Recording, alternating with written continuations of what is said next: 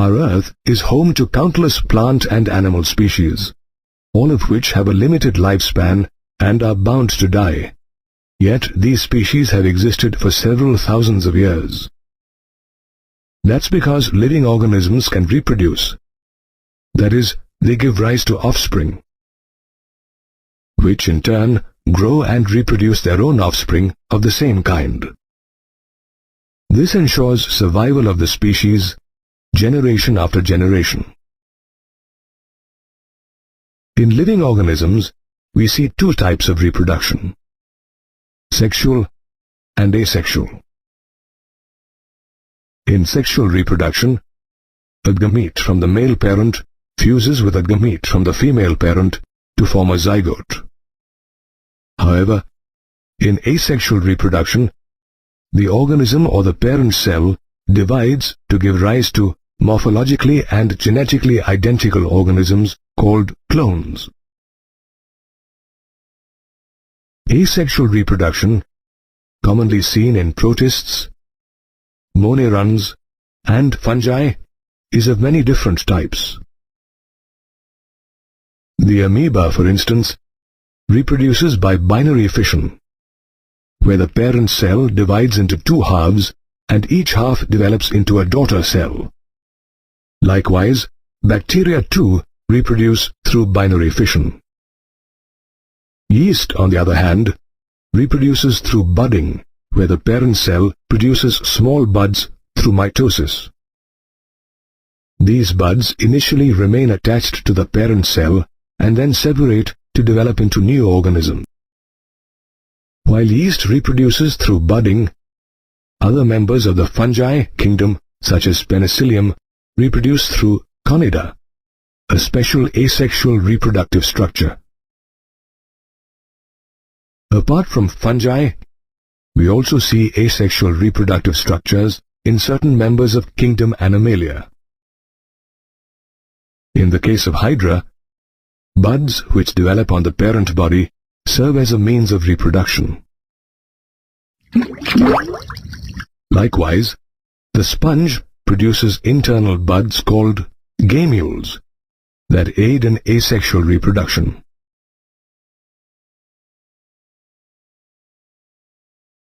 Apart from single-celled organisms and animals, asexual reproduction is also seen in simple plants such as algae, as well as in certain higher plants such as potato. For instance, Chlamydomonas, a type of algae, develops zoospores which later mature into new plants. However, during unfavorable conditions, Chlamydomonas, as well as other types of fungi and algae, undergo sexual reproduction. In higher plants, asexual reproduction, commonly known as vegetative propagation, takes place through vegetative propagules, specialized structures which emerge from different parts of the plant. For instance, the stem of a potato plant is dotted with buds known as eyes, which later germinate into new plants. Whereas in a ginger plant, modified stems or rhizomes having nodes and buds act as a means of vegetative propagation. While the buds develop into a new ginger plant, the nodes of the rhizome give way to adventitious roots which help in the absorption of water and minerals from the soil.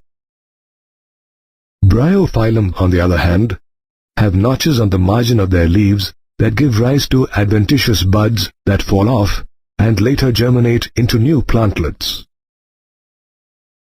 Apart from buds and nodes, runners, suckers, offsets, and bulbs are other examples of vegetative propagules in plants.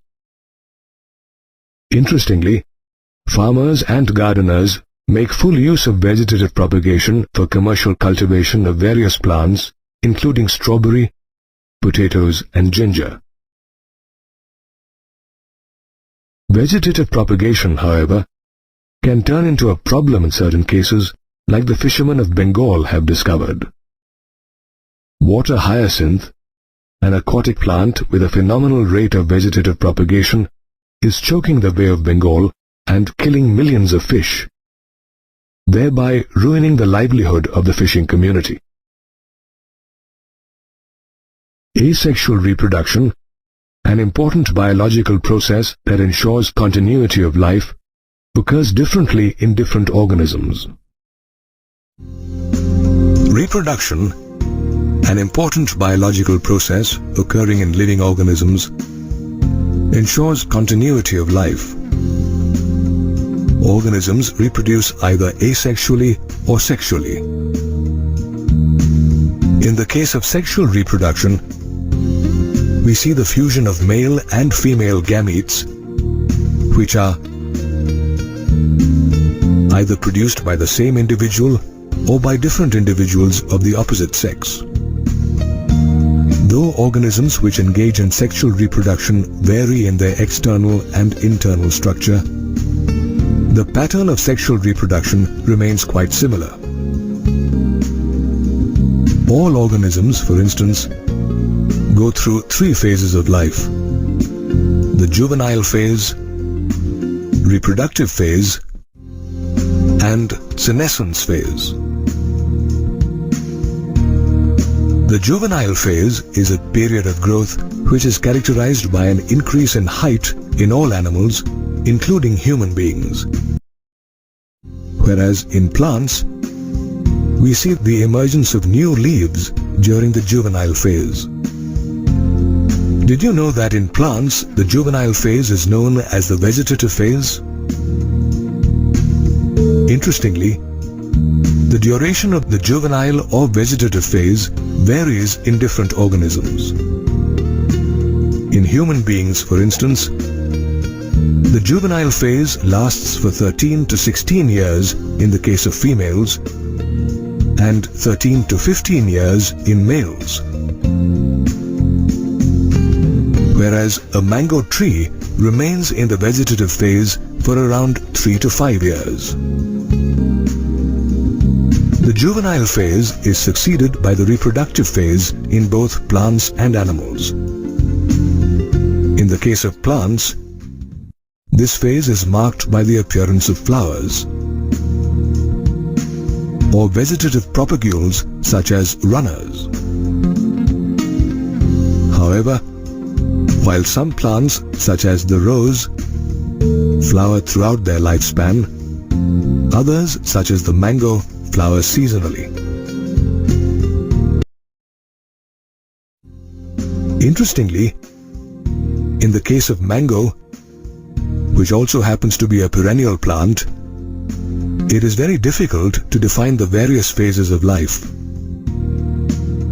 That's because perennials, which have a long reproductive phase, keep shedding their leaves throughout the year or once a year in winter. The shedding of leaves can be misinterpreted as a sign of the senescent phase. However, it is easy to identify the phases in the case of annuals and biennials. As all 3 phases of an annual plant occur in 1 year,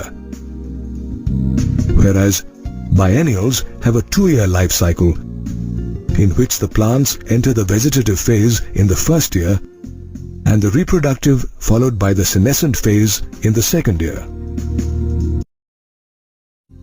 Did you know that certain plants such as bamboo flower only once in 100 years, produce fruits and then die? Similarly, Strobilanthes kuntiana or Neelakuranji flowers every 12 years? Just as plants develop specialized structures during the reproductive phase, animals too show certain morphological and physiological changes. In human beings, for example, the reproductive phase, which starts with puberty, leads to the development of male and female secondary sexual characters such as facial hair in male and breasts, which are seen more prominently in females. Moreover, females of all placental mammals, including primates and non-primates,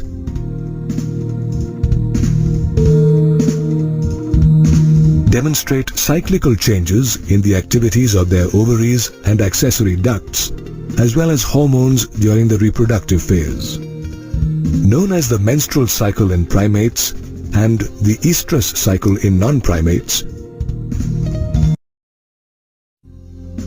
these cycles stop once the female becomes pregnant and resume after the female has given birth to offspring. Moreover, placental mammals, especially those living in the wild, exhibit these cyclical changes as well as breed only during favorable seasons. These mammals are therefore called seasonal breeders. Sheep, for instance, have spring as their favorable season for breeding. Breeding during spring allows for the birth of lambs at an optimal time. That is, when the weather is warm and there is plenty of grass and water available in nature. In human beings, on the other hand, the females experience the menstrual cycle and are active throughout their reproductive phase. They are therefore called continuous breeders. The end of the reproductive phase in living organisms coincides with the beginning of the senescent phase, during which we see changes such as senility, non-existence of the menstrual or estrous cycle, and slowing of metabolism. Senescence ultimately leads to death. Interestingly, the transition between the three stages is controlled by hormones as well as environmental factors. For instance, the release of the hormone estrogen triggers the menstrual cycle in girls.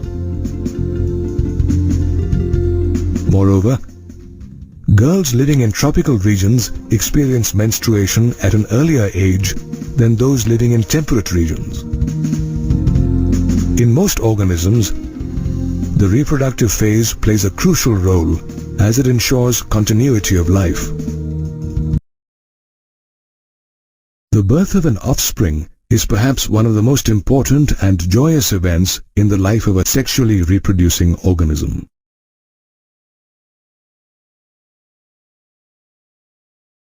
This event, however, is a culmination of events such as the development of the zygote and embryogenesis. Both these events, incidentally, are the mainstay of post-fertilization, the third stage in sexual reproduction. Did you know that every sexually reproducing organism begins his or her life as a zygote? Depending on whether fertilization is internal or external, the zygote is either formed inside the organism or outside in an external medium such as water. After its formation, the development of the zygote is largely influenced by its environment. After its formation, the development of the zygote is largely influenced by its environment. Take the case of organisms such as fungi and algae, whose zygotes are formed either in water, rocks, or soil. These zygotes develop thick walls that are resistant to desiccation as well as environmental damage.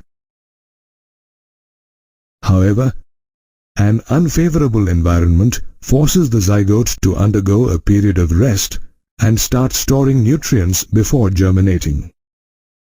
The environment also influences the germination of the zygote. Apart from the environment, the development of the zygote is also influenced by the life cycle of an organism. If the organism has a haplontic life cycle, as in the case with Chlamydomonas, you will notice that the zygote divides meiotically and forms haploid spores.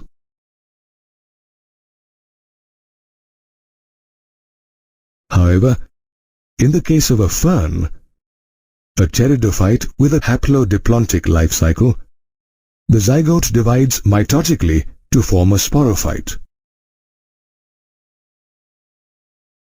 After the initial development, the zygote slowly starts metamorphosing into an embryo through a process known as embryogenesis. During this process, the zygote starts to divide mitotically, which results in an increase in the number of cells. Simultaneously, the zygote also undergoes cell differentiation, a process during which groups of cells go through modification to form different tissues and organs.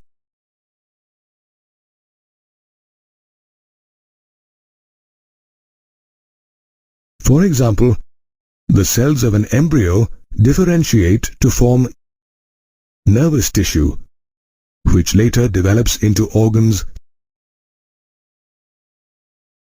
such as the brain or spinal cord. Embryogenesis, which occurs in almost all animals, can take place inside or outside the body of the female.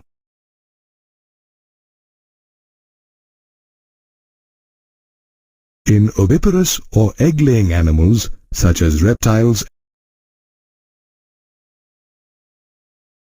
and birds, the process of embryogenesis takes place outside the body of the female, that is, in eggs laid by these animals. The eggs, covered by a hard calcareous shell, are usually laid in a sheltered place such as pens and treetops to keep them safe from the prying eyes of predators. Once the incubation period is over, the young ones hatch from these eggs.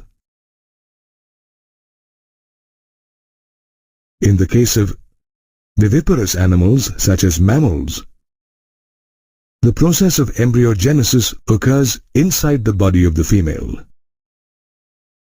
The embryo derives all its nourishment from its mother and begins to develop into a young one. After attaining a certain stage of growth, the young one is ready to emerge from the body of the female.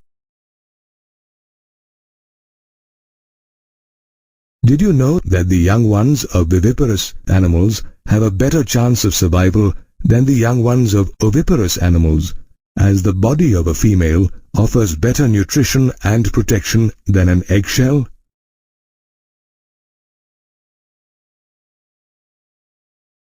Apart from animals, the development of the zygote and embryogenesis occur in flowering plants as well.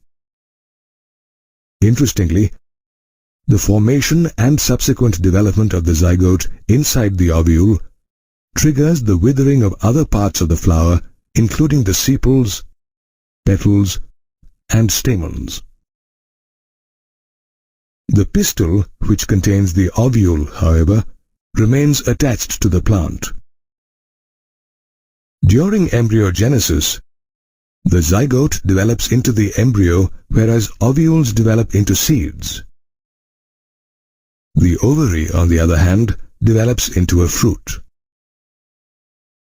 The fruit is covered with pericarp, a thick wall that protects the seeds and the embryo.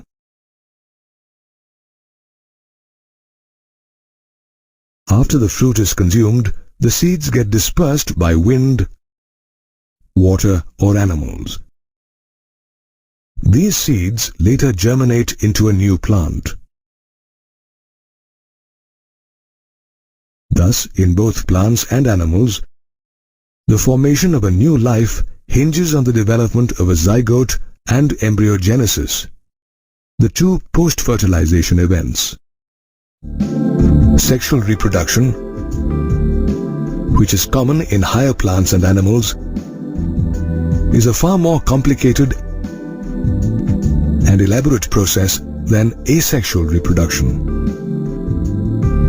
This form of reproduction essentially involves the fusion of male and female gametes, produced by reproductive structures such as the strobili, stamen, and pistil in the case of plants, and testes and ovaries in animals.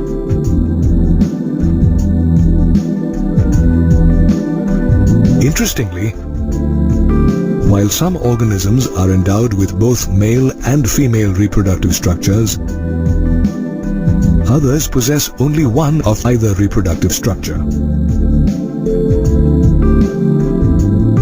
For instance, gymnosperms such as Pinus possess both male and female strobili and are called bisexual or monoecious plants. Cycas, on the other hand, has the male and female strobili growing on different trees and is known as a dioecious or unisexual plant. Angiosperms too comprise a variety of monoecious and dioecious plants. For instance, the coconut tree is considered a monoecious plant, where a single tree bears the staminate, the stamen-bearing unisexual male flower, and the pistillate, the female flower bearing the pistils. Even the pea plant is a monoecious plant, as both the stamen and pistil are present on the same flower. Papaya, on the contrary, is a dioecious plant that bears staminate and pistillate flowers on different trees. Did you know that we come across bisexual and unisexual organisms even in fungi? Bisexual fungi, such as the straw mushroom, bear the male and female gametangium, the plus and the minus mating type, on the same thallus. Hence, these types of fungi are also known as homothalic. This is in contrast to heterothalic fungi such as Rhizopus, which bears the male and female gametangium,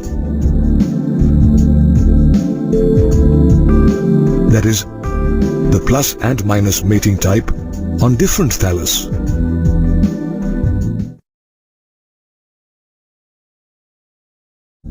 Apart from fungi, we also see unisexual and bisexual organisms in the animal kingdom.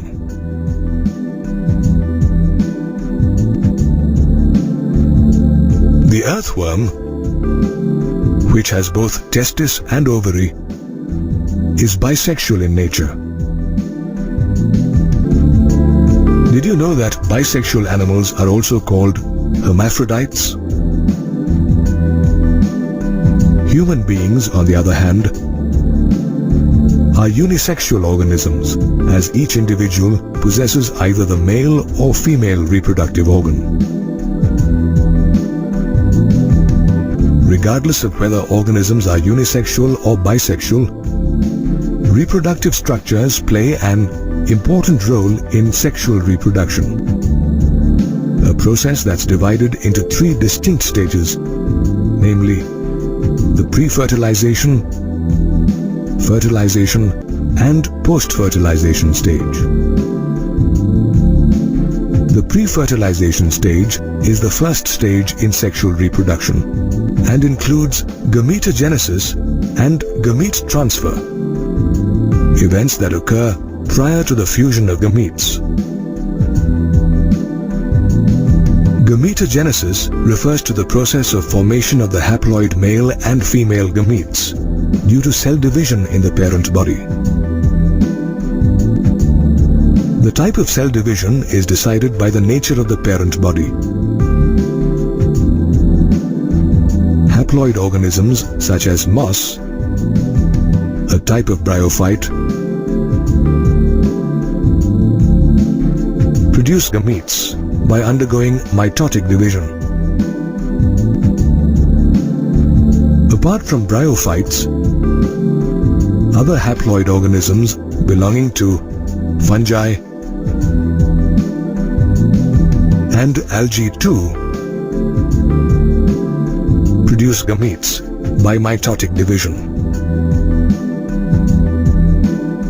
However, diploid organisms such as pteridophytes, gymnosperms, angiosperms, as well as most animals, including human beings, possess specialized gamete mother cells called myocytes that undergo meiosis or reduction division, forming haploid gametes. These haploid gametes aren't morphologically similar, and hence they are called heterogametes. Moreover, while the male gamete is called the antherozoid or sperm, the female gamete is called the egg or ovum.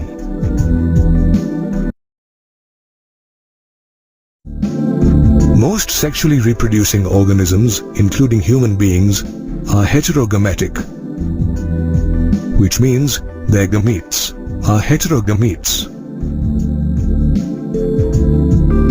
However, in the case of some algae such as cladophora, the gametes are so strikingly similar that it is not possible to categorize them as male and female gametes. Such gametes are therefore called homogametes or isogametes. Regardless of whether they are homogametic or heterogametic,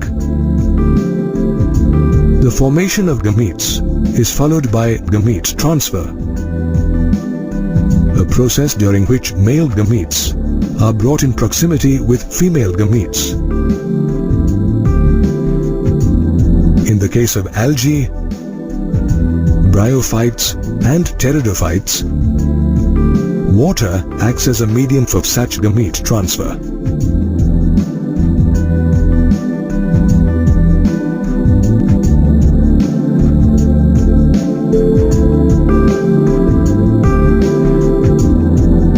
The motile male gametes produced by these plants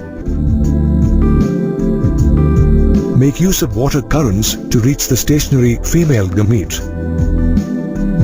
However, during this process, many male gametes either die or fail to reach their destination. To overcome this lacuna, most plants produce several thousand male gametes to ensure that at least some of them reach the female gamete. While water facilitates the transfer of gametes in lower plants, wind, bees and insects facilitate the transfer of gametes in higher plants, including angiosperms. In these plants, the anther contains pollen grains which contain the male gametes. The female gamete, on the other hand, lies inside the ovule, a part of the ovary, which together with the style and stigma comprises the pistil. For fertilization, it is necessary for pollen grains to be deposited on the stigma so that they reach the embryo sac. This deposition occurs in different ways in different plants. In the case of monoecious plants, such as the pea plant, the anther sheds the pollen grains soon after they have matured, which then fall on the stigma. In the case of dioecious plants, the transfer of pollen grains to the stigma takes place through pollination, a process in which wind, insects or bees deposit the pollen on the stigma. These pollen grains then germinate and produce a pollen tube that contains the male gametes. This tube penetrates the stigma and style to reach the ovule, where the male gametes are discharged. While plants depend on water and wind for gamete transfer, unisexual animals such as human beings have developed a special mechanism called copulation for gamete transfer. Thus, whether in animals or plants, gamete transfer and gametogenesis are the two main events that occur in the pre-fertilization stage of sexual reproduction. Fertilization, the second stage in sexual reproduction, is also the hallmark of the process. During this stage, the male and female gametes fuse to form a diploid zygote. Did you know that syngamy is the other word used to describe the process of fusion of gametes or fertilization? Interestingly, fertilization does not occur in every sexually reproducing organism. In certain organisms, such as turkey, rotifers, honeybees, and even some lizards such as Nemidophorus neomexicanus, a process called parthenogenesis takes place. In this process, the female gamete does not fuse with the male gamete, but undergoes developments such as cell division or chemical changes to form new organisms. Parthenogenesis, however, occurs only in a few organisms. Fertilization, on the other hand, occurs in a wide variety of aquatic as well as terrestrial organisms. However, the way fertilization occurs in aquatic organisms is very different from the way it occurs in terrestrial organisms. In most aquatic organisms, including algae, fish, and amphibians such as frogs, fertilization is external, where the male and female release their gametes in water, and the fusion of the gametes as well as the formation of the zygote occurs outside the body of the organism, that is, in an external medium such as water.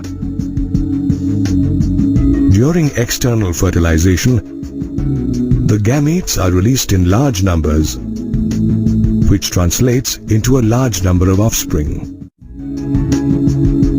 These offspring, however, are vulnerable to attack from various predators, including big fish, which decreases their chances of surviving till adulthood.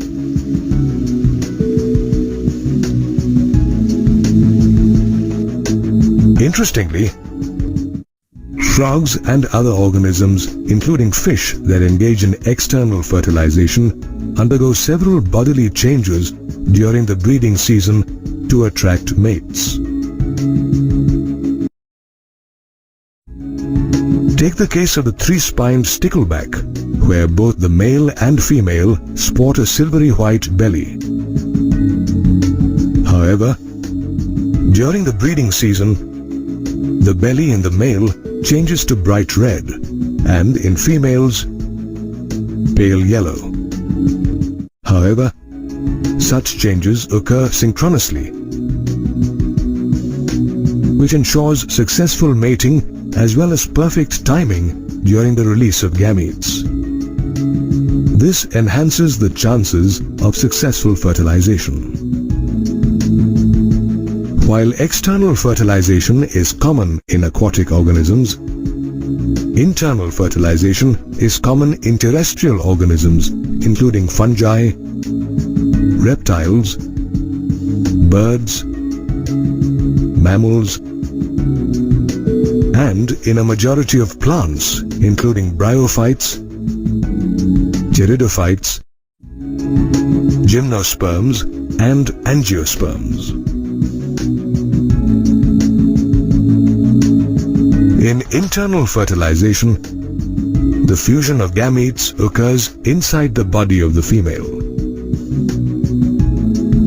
While the female gamete, which is formed inside the body of the female organism, is stationary in nature, the male gamete is motile, which makes it possible for internal fertilization to take place. Did you know that though male gametes are produced in large numbers, there is a remarkable reduction in the number of female gametes that are produced? However, not all terrestrial organisms possess a motile male gamete. In seed plants, for instance, the pollen grains present inside the anther bear non-motile male gametes.